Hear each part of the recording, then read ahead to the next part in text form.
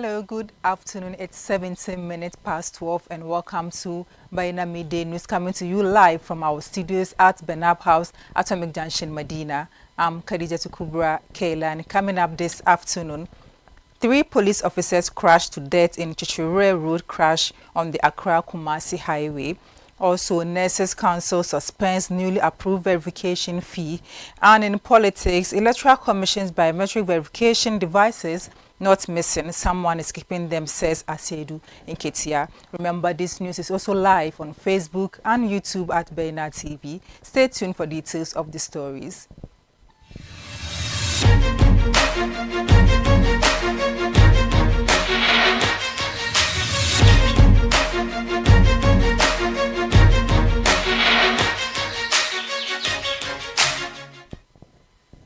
And thank you for staying with us. 3 officers of the Ghana Police Service died in a road crash at Chichire on the Accra-Kumasi Highway on Wednesday, 27th March 2024. The service has therefore issued a statement to mourn the 3 gallant officers who lost their lives in the line of duty. In a statement from the police said they were on their way for operational duties when the fatal crash happened. The Ghana Police Service has described the officers who passed away as gallant personnel. As per Ghanaian tradition and the Ghana Police Service regulations, complete information will be provided to the public once the families of the bereaved officers have been officially notified. Away from that, the governing board of the Nursing and Midwifery Council has suspended the newly approved verification fees and other charges pending an intended review. The decision to halt the implementation of the fees was taken at the council's meeting held on 26 March 2024. Asiedu Nketia suggests that the devices are intentionally being withheld by someone within.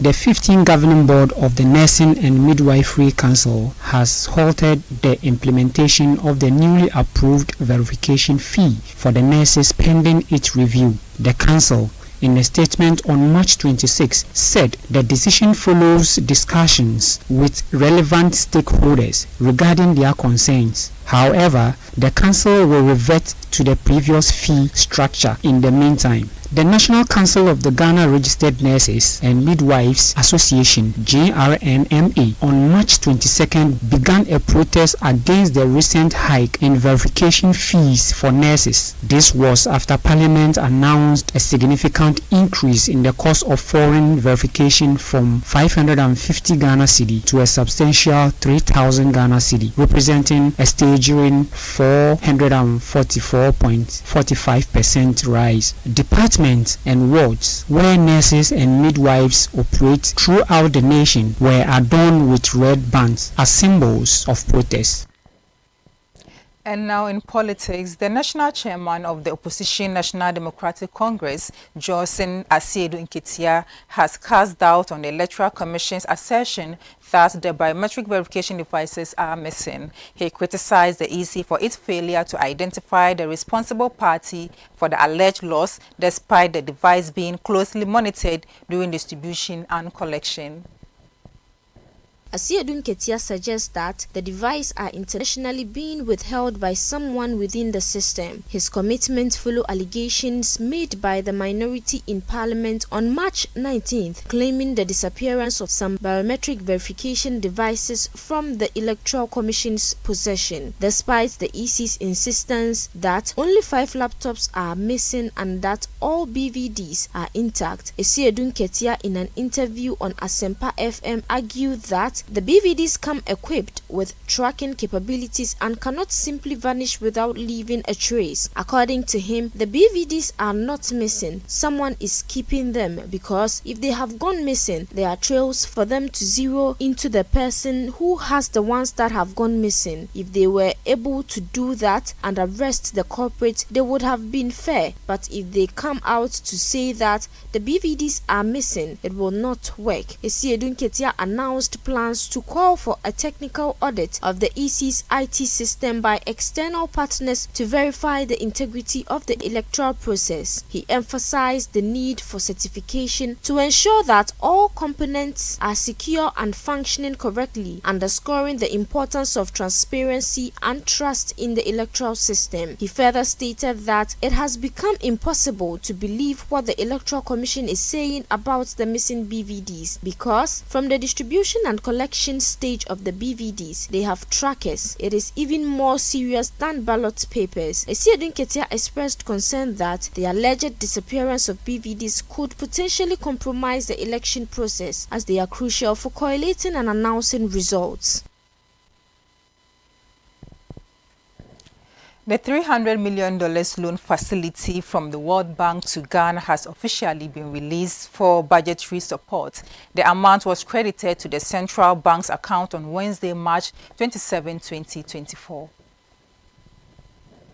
It is the first in a series of 3 operations of $3 million each from the World Bank for crisis response and resilience in Ghana as part of the Resilient Recovery Development Policy operation. This fresh foreign inflow will increase the Bank of Ghana's buffers to help in the recovery of the economy and slow the depreciation of the cedi. The fund is expected to also restore fiscal sustainability, support financial sector stability and private sector development, improve energy sector financial discipline and strengthen social and climate resilience. The Finance Minister, Dr. Mohamed Amin Adam, has stated that the government will adhere to the World Bank-supported development policy operations despite it being an election year. Specific reforms supported by the financing series included strengthening domestic revenue mobilization, controlling expenditure, safeguarding financial sector stability, removing barriers to prevent investment, setting